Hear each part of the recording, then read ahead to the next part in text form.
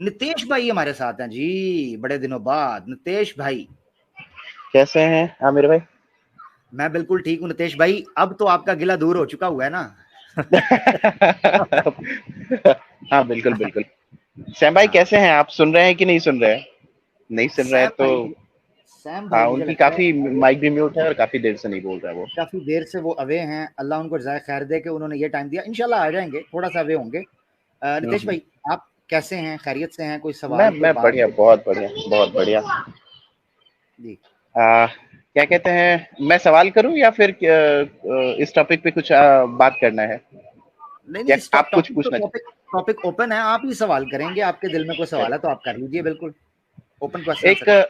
हाँ, एक बहन आई हुई थी। वो उनका सवाल ये था कि इनको अक्सर लोग कहते हैं कि आधा दिमाग आधा दिमाग। आपने उनको क्लियर किया, ठीक है। उसी से रिलेटेड एक सवाल मेरा ये था कि एक हदीस में मैंने पढ़ा था कि जितने भी फीमेल्स हैं, स्पेशली जो मुस्लिम हैं, वो एक दिन का भी सफर किसी महरम के बिना नहीं कर सकती हैं।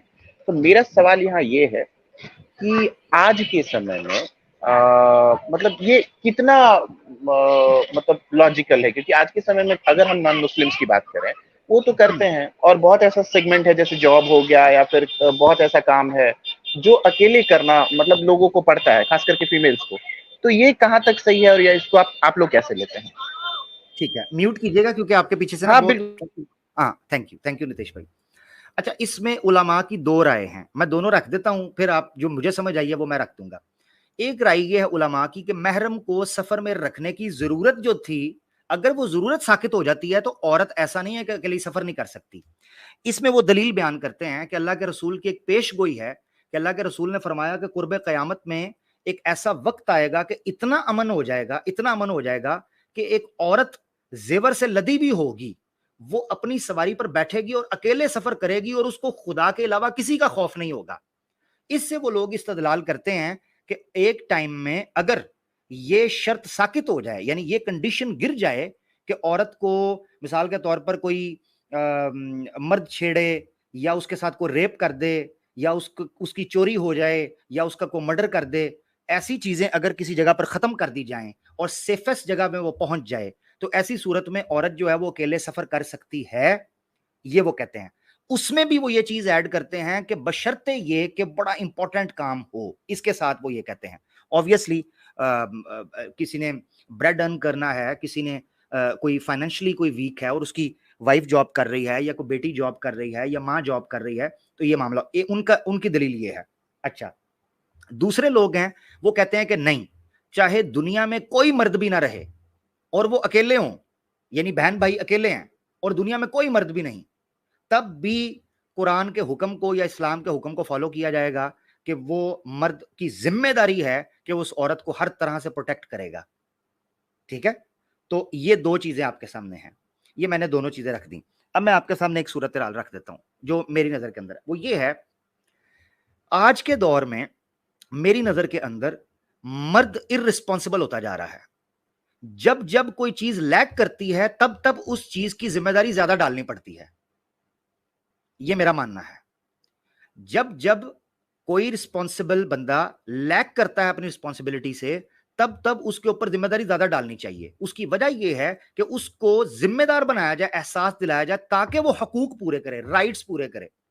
ऐसी सूरत में मेरी ये राय ये है कि औरत को चाहिए कि अगर उसने ऐसी जगह पर सफर करना है कि जिसमें उसका महरम मौजूद है और किसी किस्म का कोई शरी उजर मौजूद नहीं, तो उस जगह पर शरी उजर से मुराद यह कि एक ऐसा एक्सक्यूज जो इस्लामिक पॉइंट ऑफ व्यू से वैलिड होता हो, तो उस औरत को चाहिए कि वो अपने महरम को साथ लेके जाए और महरम के ऊपर वाजिब है कि उसके साथ जाए।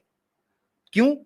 पता क्या है, safety security point of view से नहीं, मॉरल पॉइंट ऑफ व्यू से। मॉरल पॉइंट ऑफ व्यू से यह है कि उसकी रिस्पॉन्सिबिलिटी को बढ़ाया जाए, उसको एक्टिव किया जाए। इसकी मिसाल मैं आपको देता हूं नितेश भाई, छोटे छोटे बच्चे होते हैं, हम उनको पैसे देते हैं और कहते हैं जाओ ये बेगर की मदद, गरीब की मदद कर आओ। हालांकि हम खुद भी कर सकते हैं, पता क्यों? क्योंकि बच्चों में ये आस्था पैदा करना, ये सम्मान पैदा करना, ये रिस्पॉन्सिबिलिटी पैदा करना कि वो अपना एक पार्ट और अपने कंट्रीब्यूशन रखते हैं जो सोसाइटी की तरफ उन्होंने देना है, बच्चों के अंदर बचपन से। इसी तरीके से मैंने ऐसे घरों में देखा है, हमारे खुद के घर के अंदर भी ऐसा होता है कि वालदा जो हैं वो चाहे मिसाल के तौर पर मेरा अगर एक भाई है, वो कमा भी रहा है और वो मुझसे छोटा है, तो मेरी वालदा फिर भी फोर्स करेंगी, चाहे वो छोटा है चाहे कमा रहा है, मगर तुमने फिर भी उसको सपोर्ट करना है, कुछ ना कुछ अपनी इनकम के अंदर से उसको देना है। पता है क्यों? क्योंकि रिलेशनशिप स्ट्रांग हो।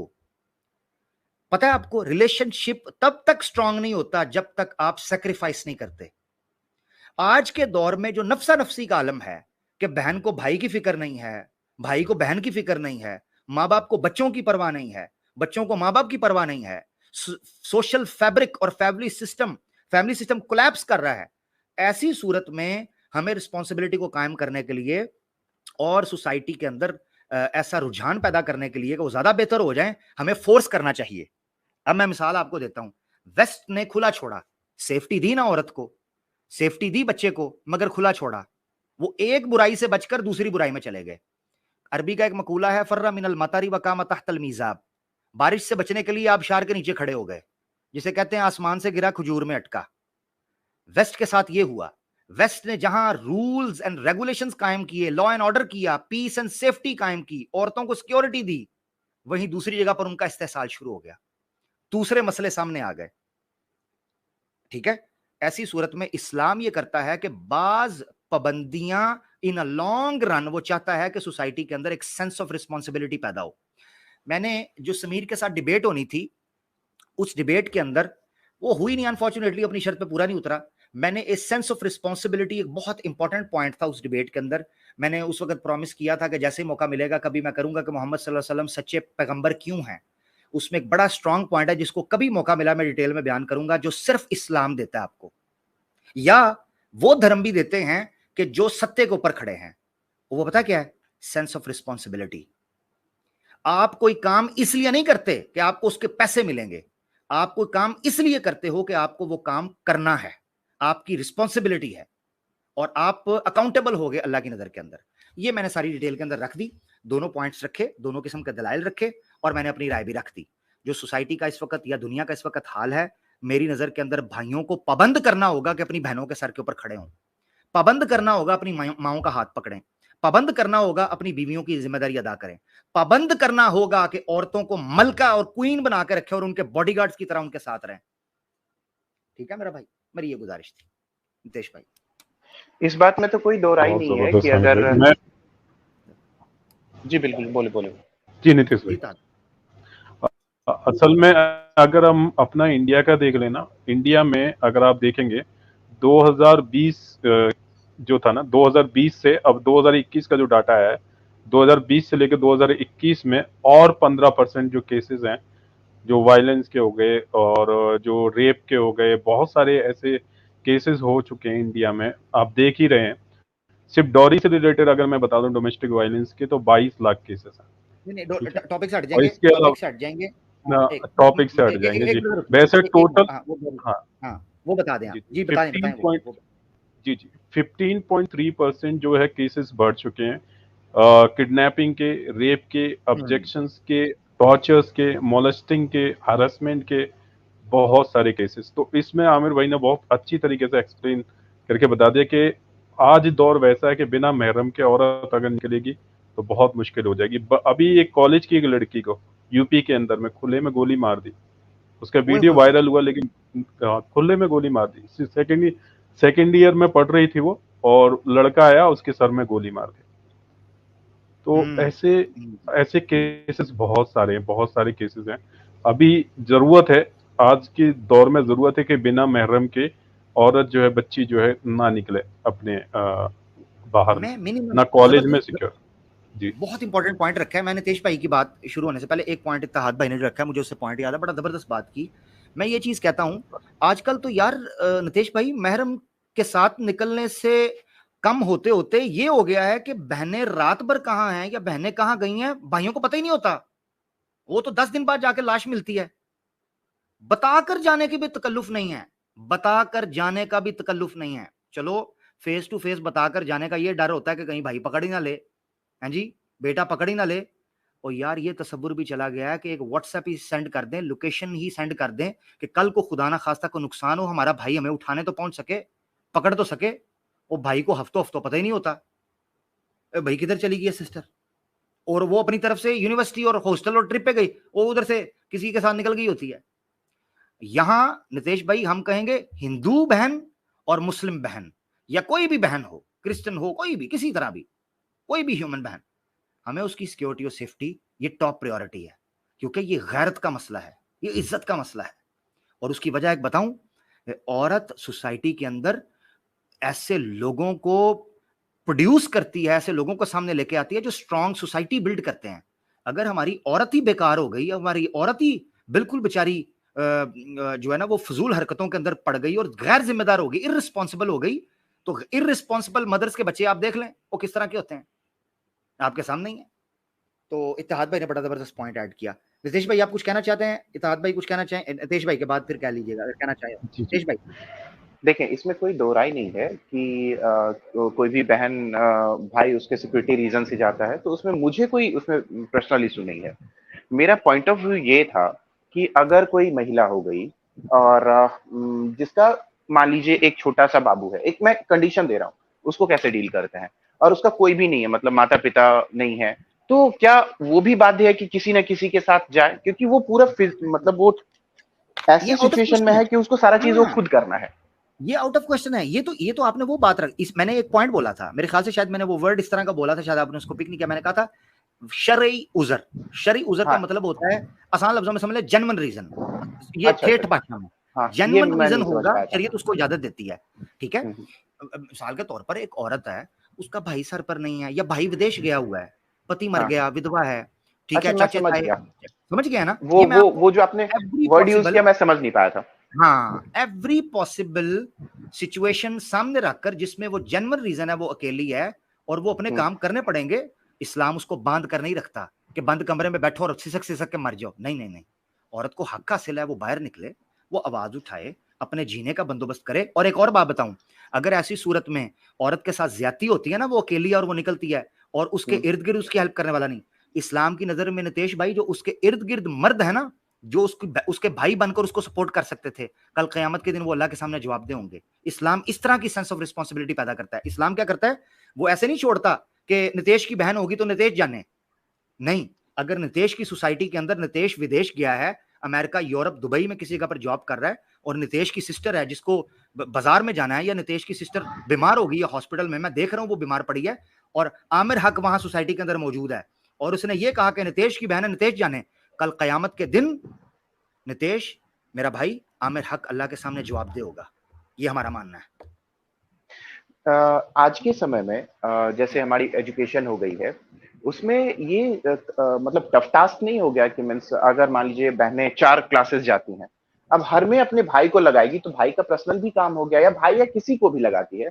तो इसीलिए मेरे हिसाब से ऐसा हो जाता है कि ये नेग्लेक्ट होने लग गया। अगर कहीं लिखा भी हुआ है और हम जब तक अपनी बहनों को एक्सपोज़र नहीं देंगे, हाँ, उसमें गलतियाँ होती हैं, कहीं-कहीं क्राइम हो नहीं नहीं जाते हैं, नो डाउट। नहीं नहीं नहीं नहीं नहीं नहीं, हम इस चीज से भाई, ये वो मसला है, यहां से हमारा पॉइंट ऑफ जो है ना वो डिफरेंस शुरू होता है। एक्सपोजर, मैं आपको एक फर्क बताता हूँ। एक्सपोजर के चक्कर में ना नितेश भाई, मैं ऐसी कई पर्सनली 3-4 केसेस को जानता हूँ।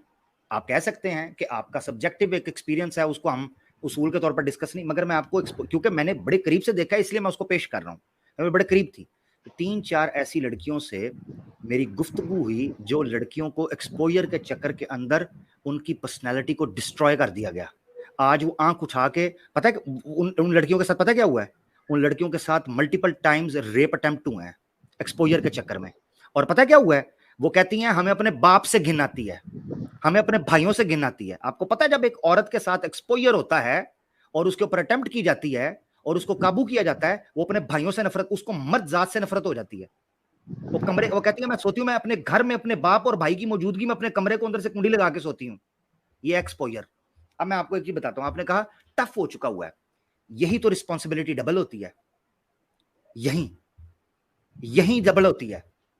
सोसाइटी को इस्लाम यही तो कहता है कि सोसाइटी को इस लेवल पर लेकर जाना है, इस लेवल पर लेकर जाना है कि आपकी प्रायोरिटी सेट हो और आप मैनेज करें चीजों को।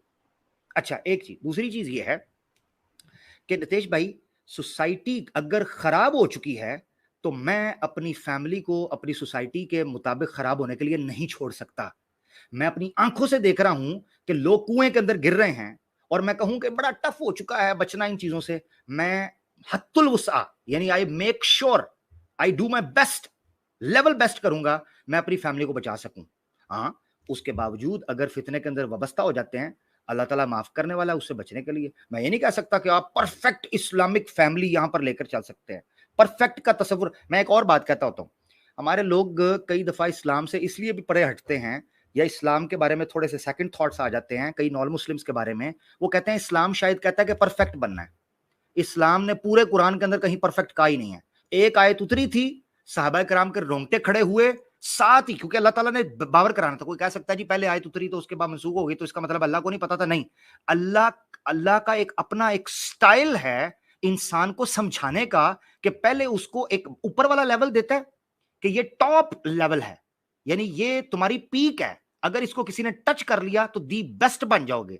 और उसके बीच में एक रेंज छोड़ी जाती है कि इस दौरान में किसी दर्जे पर आ जाओ। मिसाल के तौर पर सही मुस्लिम की एक हदीस है कि अल्लाह के रसूल ने फरमाया, मन रआ मिनकुम मुनकरन फलयुगय्यिरहु बियदिही फइल्लम यस्तति फबिकल्बिही फबिलिसानिही वइल्लम यस्तति फबिकल्बिही वज़ालिका ज़अफ़ुल ईमान।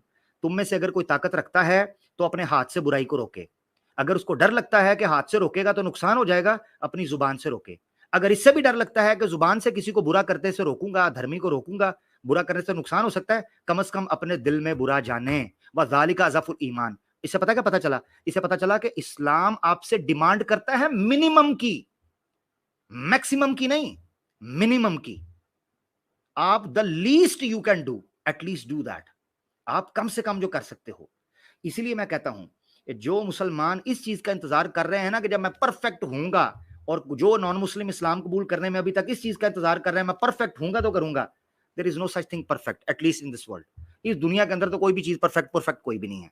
आपको अपना दी बेस्ट देना है, और अपना मिनिमम जो ताकत है वो है। कुरान में अल्लाह ताला कहते हैं ला युकल्लिफुल्लाहु नफ्सन इल्ला वुसअहा। अल्लाह किसी जान के ऊपर उसकी ताकत से ज्यादा वजन नहीं डालता, उससे वही पूछा जाएगा जिसकी वो ताकत रखता था। ठीक है जी, ये वो चीजें हैं जिनको समझना जरूरी है। तो मुसलमान के, नितेश भाई जब आपने कहा ना कि टफ हो जाता है, यही वो टाइम होता है जिसमें आपकी रिस्पॉन्सिबिलिटी बढ़ जाती है। नितेश भाई, टफ टाइम्स के अंदर तो ज्यादा पता चलता है कि कोई इंसान, मिसाल के तौर पर नितेश भाई, कोविड था, कोविड के अंदर जॉब नहीं थी लोगों के पास, पता चलना था, स्ट्रीट क्राइम बढ़ गया था, लोग चोरी चकारी पर आ गए थे। मैंने केसेस देखे, लोग आटे की बोरी के लिए, चावल की बोरी के लिए, एक केस मैंने देखा 1 किलो आम के लिए एक छोटे से बच्चे ने चोरी की और पुलिस ने पकड़ के उसको मारा, कोविड के टाइम पर। वही टाइम था जिस टाइम पर सोसाइटी के मोराल का पता चलता है। सोसाइटी का पता उस वक्त नहीं चलता कि जब जनाब सीसीटीवी कैमरे लगे हों और आप इंसान के बच्चे की तरह बैठे हो। तब क्या बैठे, पेट भरा हो तो डिकार सारे मारते हैं, मजा तो तब है पेट खाली हो, तब तुम कहो या अल्लाह तेरा शुक्र है मुश्किल टाइम में भी मैं तुझसे राजी हूं। पैसा हो तो सारे अच्छे लगते हैं, पैसा ना हो तब कोई साथ खड़ा हो तो वो याद रहता है। जो टफ टाइम होते हैं वही आपके आजमाइश के बेहतरीन टाइम होता है। वही वक्त होता है जब आपने दिखाना होता है अपना लेवल बेस्ट।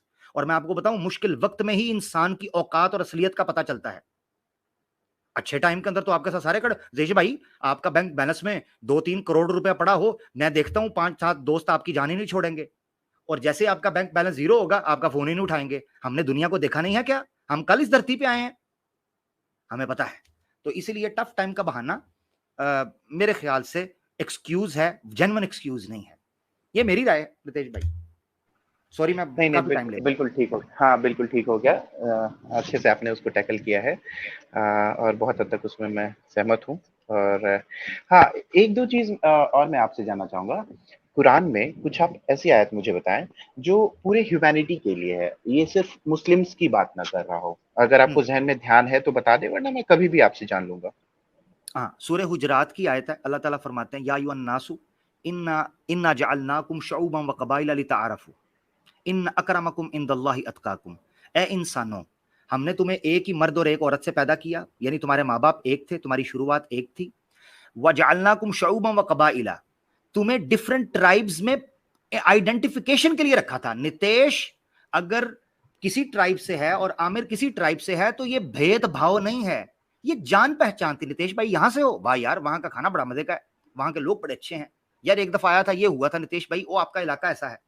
तो जो ये चीज थी वो इसलिए रखी गई थी ताकि आइडेंटिफिकेशन हो, भेदभाव नहीं, डिस्क्रिमिनेशन नहीं, आइडेंटिफिकेशन। और आगे पता है क्या कहा? आगे कहा इन्न अकरमकुम इंदल्लाहि अतकाकुम। मगर ये याद रखना कि कोई ब्राह्मण हो, कोई क्षत्रिय हो वो इस वजह से ऊंचा होगा, नहीं। इन अकरमकुम इंदल्लाहि अतकाकुम, तुम में ईश्वर के नजदीक, अल्लाह के नजदीक बेहतरीन शख्स वो होगा जो अपने कर्म में अच्छा होगा, अपने अमल में अच्छा होगा, अपने अकीदे में अच्छा होगा, अपने ये ईमान में आयत अच्छा नंबर, होगा। मैं कॉपी पेन लेके बैठा हूं, तो आयत नंबर क्या है जरा मैं नोट करूंगा उसको।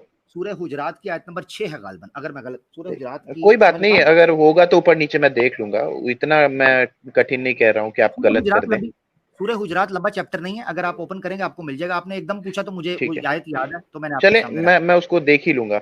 और एक दो जो इकबाल कहता है, मतलब मैं एक शेर सुनाना चाहता हूँ। इकबाल कहता है, हमारे लिए कुरान की आयत का तर्जुमा आ जाएगा। इकबाल कहता है, आयत नंबर 13 नीचे ब्रदर राहुल बता रहे हैं, आयत नंबर 13। हाँ 6 चले वो है, 13। हाँ 6 है, दूसरी 6 है औज़ु बिल्लाहि मिनश शैतानिर रजीम, 6 है, या अय्युहल्लज़ीना आमनू इन जाअकुम फासिकुम बिनबइन फतबय्यनु। ये आयत है कि अगर तुम तक कोई खबर पहुंचती है उसकी रिसर्च कर लिया करो। हाँ आयत नंबर 6 वो है, आयत नंबर 13 ये है। Thank you. तो 13 चेक कर चले लीजिएगा। 6 वाला भी अच्छा ही रहा। 6 वाला भी बहुत अच्छा है, हाँ उसको भी पढ़िएगा, बड़ी मजे की चीज है कि आपको कोई खबर भी, कोई न्यूज पहुंचती है उसकी रिसर्च करनी है, टूट नहीं पड़ना, यानी अंधभक्त नहीं बनना। उस आयत में ये बयान किया मुसलमानों को भी और पूरी दुनिया को, वो भी पूरे के लिए। अच्छा, इकबाल ने एक शेर कहा है जो इस पर पूरा उतरता है। इकबाल कहता है कि इस्लाम का मतलब ये है, वो कहता है जाहिद निगाह कम से किसी रिंद को ना देख। जाहिद निगाह, जाहिद कहते हैं, मैं उर्दू का जो वर्ड है उसका तर्जुमा कर दूं, जाहिद कहते हैं ऐसे शख्स को जो बड़ा धार्मिक हो, ठीक है, और रिंद कहते हैं ऐसे बंदे को जो अधर्मी हो या बुरा आदमी हो, पापी। तो शेर क्या है, जाहिद यानी धर्मी बंदे, नेक बंदे, निगाह कम से किसी रिंद को ना देख, अधर्मी को नीची निगाह से ना देख, छोटा छोटा मत समझ, न जाने उस करीम को तू है कि वो पसंद, तुझे क्या खबर कि ईश्वर को क्या पसंद है, तू तो उसकी इच्छा नहीं जानता ना, वो जानता है सबकी इच्छा को। तो तू कभी भी किसी बंदे को उसकी उस रंग की वजह से या उसके अमीरी दौलत की वजह से नीचा मत समझ। असल चीज उसका कर्म है, उसका काम है। अगर वो अच्छा इंसान है, कुरान एक हदीस भी है कि अल्लाह के रसूल पाक सल्लल्लाहु अलैहि वसल्लम ने फरमाया, इन्नल्लाह ला यंदुरु इला सुवरिकुम वलाकिन्नल्लाह यंदुरु इला कुलूबिकुम। अल्लाह तुम्हारे चेहरों की तरफ नहीं देखता कि कौन कितना खूबसूरत है, कौन कितना काला है, कौन कितना गोरा है, क्योंकि उसी ने तो बनाया है। वलाकिन यंजुरु इला कुलूबिकुम, मगर वो तुम्हारे दिलों को देखता है, क्योंकि इसका इख्तियार उसने तुम्हारे हाथ में दिया था कि नितेश अच्छा बनेगा या बुरा बनेगा, ये तो इख्तियार तुम्हारे हाथ में था, वो इस चीज को देखता है। ठीक है, ये चीज है भाई जी। अच्छा एक बात बताएं, इस्लाम मतलब जितने भी दीन हैं या फिर जो मजहब है या धर्म कह लें, उसमें इस्लाम को, आप लोग इस्लाम को फॉलोअर हैं, तो उसमें यूनिक आप क्या दिखाते हैं जो औरों में नहीं है और आप में है, और उसके कारण इस्लाम में लोगों को आना चाहिए? देखें, इस्लाम ने कभी ये दावा नहीं किया वो यूनिक है, यहीं से गलतफहमी शुरू होती है। कुरान ने बल्कि इसके ऑपोजिट कहा हुआ है।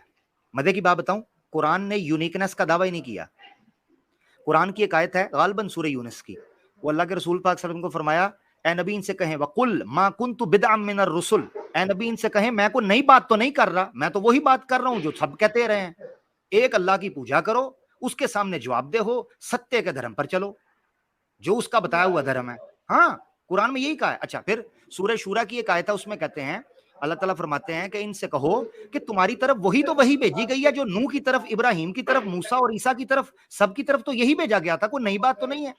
तुम लोग कहना शुरू हो गए हो कि नई बात लेके आ गया, मैं वही बात तो करता हूं। तो ये एक हम मिसअंडरस्टैंडिंग है कि कोई बंदा ये कहे कि कोई ऐसी बात बताए जो दूसरों में नहीं है। अब मैं आपको बताता हूं फर्क क्या है। फर्क ये समझना है कि हमारे नजदीक इस्लाम अपनी शुद्ध ईश्वरी ज्ञान के साथ खड़ा है। इसकी इसकी सबसे बड़ी दलील यह है कि दुनिया जहान के किसी मुसलमान को, जिसने इस्लाम पढ़ा हो या ना पढ़ा हो, ना पढ़ा हो तो उसकी गलतफहमी है, पढ़ा हो या ना पढ़ा हो, उस बंदे से आप पूछें, वो बंदा आपको पता क्या कहेगा? वो कहेगा कि इस्लाम शुद्ध है।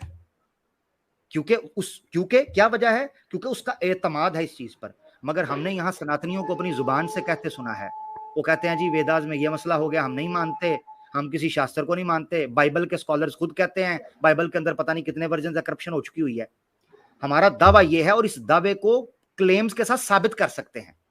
तो ये चीज आप मान सकते हैं कि इस्लाम अपडेटेड वर्जन है एक ऐसी चीज का। अच्छा, फिर ये चीज है कि आप देख लें इस्लाम की सच्चाई आपको और यूनिकनेस, अगर आपके बकौल में यूनिकनेस कहूं, इससे भी पता चलती है कि इस्लाम ने जितनी बातें की हैं उनका सोर्स और रूट आपको किसी ना किसी धर्म के अंदर आपको उसका रूट मिलता है, बल्कि सब के अंदर मिलेगा। मिसाल के तौर पर मोनोथीज्म, तौहीद, आपको वेदों से भी मिलेगी, बाइबल से भी मिलेगी, आपको दूसरे ग्रंथों से, सिखों के ग्रंथों से भी मिलेगी, पारसियों के यहाँ भी मिलेगी, आपको हर जगह पर मिलेगी। ठीक है। इसी तरीके से रिसालत का कॉन्सेप्ट कि अल्लाह ने या ईश्वर ने धरती पर अपना पैगाम पहुंचाने के लिए एक तरीकाकार इख्तियार किया। उनको गलतफहमी के जरिए उन लोगों ने अवतार कहना शुरू कर दिया या देवता मानना शुरू कर दिया। हमारे नजदीक वो कॉन्सेप्ट बिल्कुल क्लियर है कि हम उनको मनुष्य मानते हैं क्योंकि हमने उनको जिंदगी गुजारते हुए देखा, वो जन्म लिए, मृत्यु हुई। हमारा कॉन्सेप्ट बहुत रैशनल और लॉजिकल है। इसी के साथ जो बातें तालीम दी गई, मिसाल के तौर पर एक की पूजा करना, उसी के बताया हुए धर्म पर चलना, ये उसूल आपको ऐसे मिलेगा।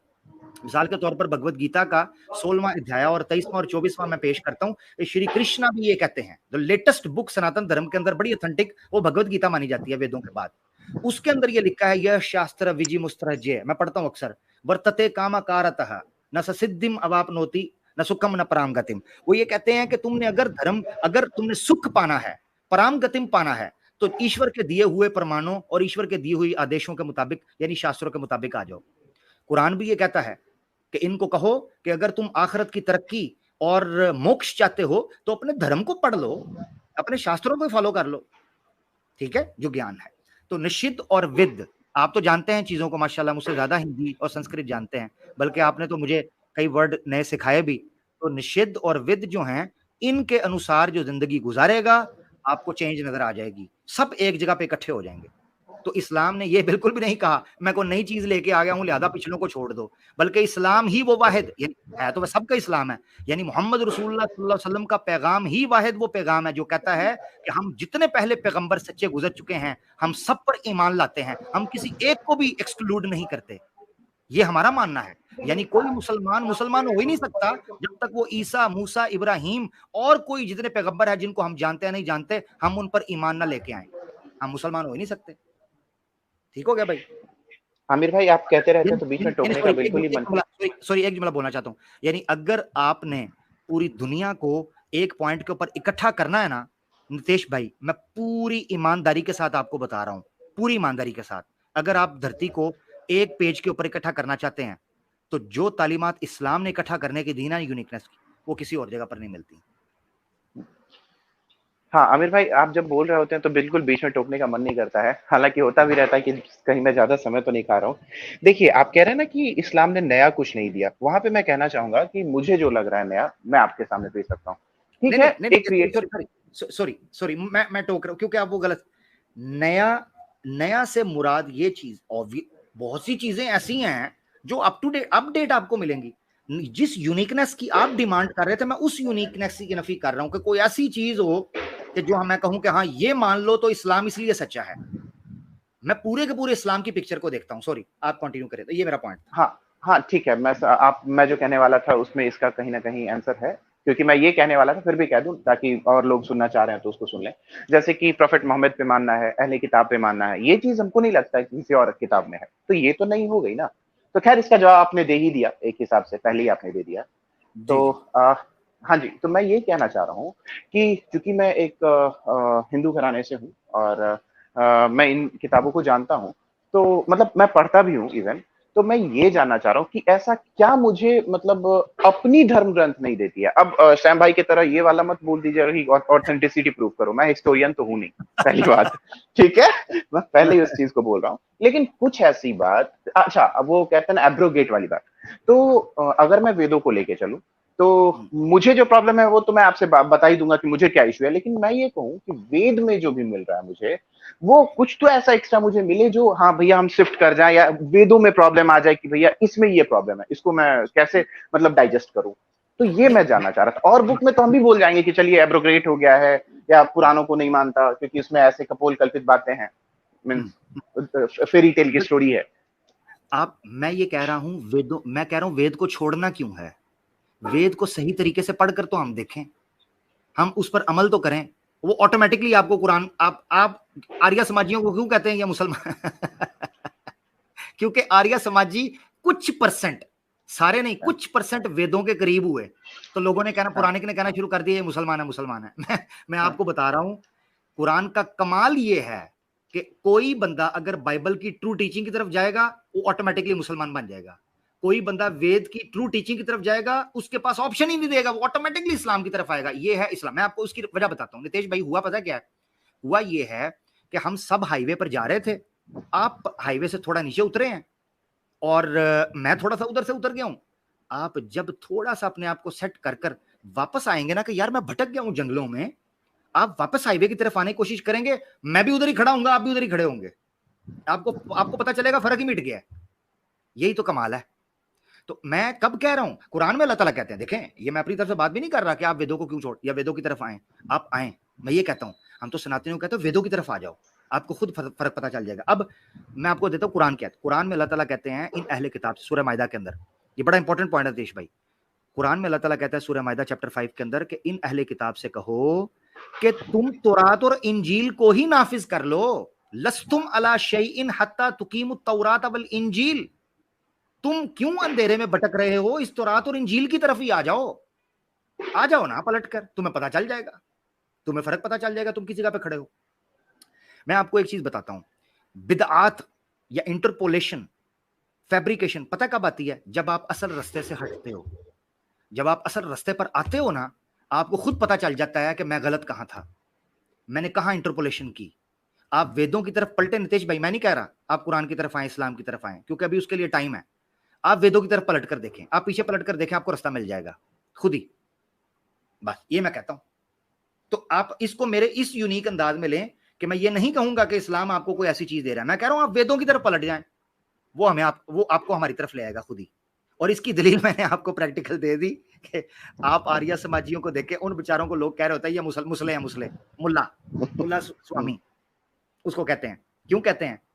क्योंकि वो वेदों की तरफ थोड़ा सा पलटा था, मूर्ति पूजा की निंदा की थी, ठीक है ना। और ये गंगा जमुना से ले रहे हो के ऊपर से आ रही हैं, और दूसरी बिदआत ये जी मूर्ति भोजन कर रहे हैं और दूसरे तरीके के ये पखंड कर रहे हैं, वो इन सब की निंदा करता था। सत्यारथ प्रकाश में लिखा हुआ है, उसने खोल खोल कर निंदा की है, आपने तो पढ़ी भी है। मैंने पढ़ी, हाँ बिल्कुल बिल्कुल। हाँ, तो आपको पता है वो तो हर चीज की। और ऋग्वेद जो का भूमिका जो लिखा है, भाष्य भूमिका जो लिखा है, उसके एक पूरा, मैं अभी कहेंगे तो मैं ओपन भी कर लूंगा, उसका पूरा एक चैप्टर मैंने पढ़ा। पूरे चैप्टर के अंदर डिटेल के अंदर उन्होंने एक्सप्लेन किया कि हिंदुओं के साथ असल में हुआ क्या है, ये कहां गलत हुए हैं, पूरे डिटेल में एक्सप्लेन किया। और उसका जो महाराज गोविंद हैं, या क्या उनका नाम है, आर्य समाजियों के, जिन्होंने उसकी उर्दू के अंदर अनुवाद लिखा है, तो उन्होंने उसका थोड़ा सा डिटेल बयान किया है। तो उसको मैंने पढ़ा, मैं हैरान हो गया। मैंने कहा यार सिर्फ इसका नाम चेंज कर लो, ऐसे लग रहा है मुसलमान बात कर रहा है। वो जो बातें कर रहे थे हिंदुओं को रख के सामने, सिर्फ शब्दों का थोड़ा सा हेरफेर है, आपको ऐसे लगेगा मुसलमान बात कर रहा है। ये है फर्क। तो नितेश भाई अब मैं आपको एक एक्स्ट्रा चीज आपके सामने रखता हूं। सनातन धर्म के अंदर खुद ऐसी भविष्यवाणियां मौजूद हैं, और मैं इंशाल्लाह आने वाले दिनों के अंदर एक प्रोग्राम का प्लान करता हूं जिसमें मैं इंशाल्लाह पूरी कोशिश करूंगा कि मैं इंसाफ कर सकूं। और मुझे अगर आपकी जरूरत पड़ी तो इंस्टा पर मेरा आपके साथ राब्ता है, मैं आपको कुछ संस्कृत के श्लोक या हिंदी के कुछ चीजें होंगी मुझे जाननी होंगी, मैं आपके पास भेजूंगा, आप वेरीफाई कीजिएगा। मैं प्रोग्राम करने वाला हूं जिसमें मोहम्मद सल्लल्लाहु अलैहि वसल्लम के हवाले से सनातन धर्म में जो भविष्यवाणियां मौजूद हैं, मैं उनके ऊपर काम करना चाहता हूँ आने वाले दिनों के अंदर इंशाल्लाह, मुझे मौका मिला तो जब मैं अल्लाह ताला तौफीक दी मैं करूंगा। तो आपको सही तौर पर इशारा मिलता है कि वेदें हों या भविष्य के हवाले से जो भविष्यवाणियां की गई हैं, उन हवाले से जब आप देखते हैं तो आपको पता चलता है कि वो चीज आपको ऑटोमेटिकली लेके आती है। मैं उसकी मिसाल आपको देता हूँ। ईश्वर अगर एक बार ज्ञान दे सकता है वेदों की शक्ल में, तो ईश्वर पर कोई किसी का कॉपीराइट है, वो दूसरी बार नहीं दे सकता क्या? दूसरी बार वो थक जाएगा नाउज़ुबिल्लाह, उसको दिक्कत है क्या? क्या वेदों पर उसने बस वेदों के बाद फुल स्टॉप लगा लिया, उसके बाद वो चुप हो गया, टेप लगा ली? कमाल है यार। हाँ, आपको ये सवाल कर सकता है कि क्या कुरान के बाद नहीं वो दे सकता? हमारा वहां पर मानना ये होता है कि कुरान कंप्लीट है। अगर कोई चैलेंज करता है कि वेदास कंप्लीट है, हम उससे कुछ सवाल करेंगे, उसके वो जवाब दे दे। और अगर वो चाहे जैसे एक दो उदाहरण दे तो। अभी नहीं, बात लंबी हो जाएगी। अच्छा चलो ठीक ओके, हाँ कोई नहीं, मैं दे सकता हूँ। मैंने पिछले कुछ प्रोग्राम्स के अंदर एक दो सवाल वो किए भी थे, रख भी सकता हूँ, मगर नहीं, बहुत से सवाल आते हैं। मिसाल के तौर पर पुनर्विवाह का मसला है, मिसाल के तौर पर डिवोर्स का मसला है, ठीक है, ये मसले हैं, मैं रखूंगा, वेदों से मुझे उसका उदाहरण दे दें। वेद डिस्कस ही नहीं करती उन चीजों को, साइलेंट है उसके ऊपर, खींच के निकालना पड़ता है। जैसे मैंने आपको बताया था ऋग्वेद भाष्य भूमिका के अंदर उन्होंने सिंगुलर के टेंस से निकाल लिया कि पुनर्विवाह होना चाहिए। बात हुई थी हमारी, हुई थी ना, हाँ, मैंने कहा ना पिछले प्रोग्राम में कुछ मैंने दिए हैं। इस वक्त दुनिया के अंदर इश्यूज हैं, उन इश्यूज के ऊपर जो मैं इसको यूं समझे मॉडर्न डे या मॉडर्न मैन के जो इश्यूज हैं, क्या वेद उनको हल कर सकती है? टू बी वेरी ऑनेस्ट, वेदों के रक्षक थे या वेदों के रखने वाले थे, वो वेद को उस तरीके से पेश ही नहीं कर पाए मॉडर्न टाइम के अंदर, अनफॉर्चुनेटली। मगर अल्हम्दुलिल्लाह कुरान को पेश किया गया। हाँ, नहीं, बहुत ऐसे मसले हैं जो शायद कुरान भी ना हल कर पाए। नहीं, आप रखें, बताएं। जैसे कोई ऐसी डिजीज है, जैसे एड्स को कैसे हम क्योर कर सकते हैं? ओहो, एक तरफ आप धर्म के कॉन्टेक्स्ट में बात कर रहे हो और एक तरफ मेडिकल साइंस आ गए हैं। कुरान ने क्लेम किया अब ये तो वेद में भी नहीं है, तो फिर वेद तो मसले तो है ना, इंसानी मसले हैं ना। नहीं, दो चीजों में फर्क समझे। धर्म शास्त्र किस लिए आता है? ये धर्म किस लिए आता है? धर्म मेडिकल हेल्थ के लिए नहीं आता, स्पिरिचुअल हेल्थ के लिए आता, नंबर 1। नंबर 2, धर्म हाँ कुछ चीजें उसमें बयान कर देता, कुछ छोड़ देता, मगर उसका मेन कंसर्न होता है वही मैं बोलने वाला था। खैर, धार्मिक जीवन की सफलता के लिए इस जन्म में भी और अगले जन्म में, जहां पर उसने स्वर्ग या नरक के अंदर को प्राप्त करना है, उसके सफलता के लिए आता है। सिंपल, यही वेद कहते हैं, यही बाइबल कहती है, यही इस्लाम कहता है। कुरान ने ना ये कभी क्लेम किया कि मैं साइंस के बारे में हर चीज में पूरी वाणी कर दूंगा और वो एक्यूरेट बैठेगी और ऐसे होगा वैसे होगा। मैंने इसके ऊपर एक क्लिप आवाज़ ऑफिशियल पर पढ़ा है, मुल्हिद का टोंट कि जब भी कोई साइंटिफिक इन्वेंशन होती है, डिस्कवरी होती है, तुम कुरान की आयत निकाल लेते हो। उसमें मैंने 3 आयतों से एक्सप्लेन किया है कि कुरान का असल मकसद क्या था। अल्लाह ने कभी भी इस इंसान को दुनिया में यहां नहीं भेजा था कि तुम्हें इसलिए भेज रहा हूं कि तुम एड्स का जो है ना वो क्योर तलाश करो या कोविड का क्योर तलाश करो, फलाना करो। ये तो फैसिलिटेशन थी, ये तो इंसान के ऊपर छोड़ दिया गया, जितनी ज्यादा मेहनत करो अपनी जिंदगी को बेहतर बनाओ। इस्लाम ना इसके बारे में रोकता है, ना कोई इसके बारे में कोई आपको कहता क्या, बल्कि क्योर के बारे में या ओवरऑल हेल्थ के बारे में सूरह माइदा की आयत नंबर 32 में अल्लाह ताला बयान फरमाते हैं, किसी एक इंसान की जान बचाना पूरे इंसानियत की जान बचाना है। अब ये इतना जेनरिक रूल है कि डॉक्टर्स और मेडिकल साइंस और जितनी डेवलपमेंट्स हैं सारी इसके अंडर आ जाती हैं कि जितने इंसान को आप अच्छे तरीके से उसकी सेहत का ख्याल रख सकते हो, उसकी सिक्योरिटी का, उसकी एग्जिस्टेंस का और उसकी सर्वाइवल का आप रखो, इस आयत के अंदर आ जाएगा। एक इंसान को बचाना पूरी इंसानियत को बचाना है। मगर इस्लाम का या धर्म का मेन फोकस क्या होता है? ये डिमांड तो मैं वेद से भी नहीं करता कि मुझे बताओ पेट्रोल का केमिकल फार्मूला या जो है वो फॉसल फ्यूल कहाँ से निकलता है, वेद बताए। वो तो मैं वेद से भी डिमांड नहीं करूंगा, अगर करूंगा तो पागल हूंगा, क्योंकि वेद का मैनिफेस्टो ये नहीं था, वेद का मतमा नजर ये नहीं था, या उसका मकसद भेजने का नहीं था। ठीक हो गया भाई? हाँ बिल्कुल आमिर भाई, काफी समय मैंने औरों का ले लिया। कोई बात नहीं। आमिर भाई, एक चीज और आप मुझे बताइए, ये इधर से नहीं है, कुछ हटके ही है, कि आप यूपी के टाइमिंग के हिसाब से क्यों बोलते हैं? यार छेड़ता हूँ, सीधी सी बात है, छेड़ता हूँ। आप कहते हैं अच्छा ऐसा हो गया जी, यूपी के टाइम के हिसाब से इतना?